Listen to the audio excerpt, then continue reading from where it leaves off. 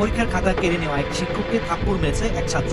Chuadanga Victoria jubilee সরকারি উচ্চ বিদ্যালয়ের পরীক্ষার হলে ঘটনাটি ঘটে। রোববার রাতে সামাজিক যোগাযোগ মাধ্যম ফেসবুকে এর সিসিটিভির ফুটেজ ছড়িয়ে পড়লে তোলপাড় শুরু হয়। এদিকে ঘটনা তদন্তে 4 সদস্য বিশিষ্ট কমিটি গঠন করেছে জেলা প্রশাসক।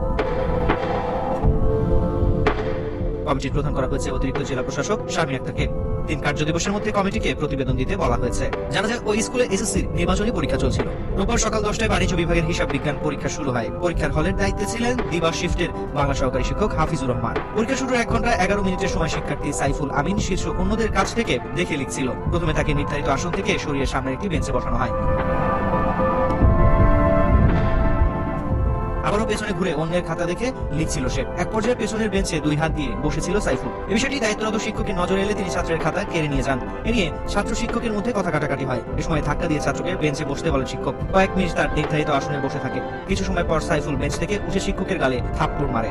শিক্ষক সাইফুলকে ধাক্কা দিয়ে বাইরে চলে যান। এ সময় সাইফুলও বাইরে যান। বিদ্যালয়ের শিক্ষকরা বিষয়টি বিদ্যালয়ের সভাপতি ও জেলা প্রশাসক ডক্টর কিসিনজার চাকমাকে জানান। তিনি এই ঘটনায় 4 সদস্য বিশিষ্ট তদন্ত কমিটি গঠন করেন।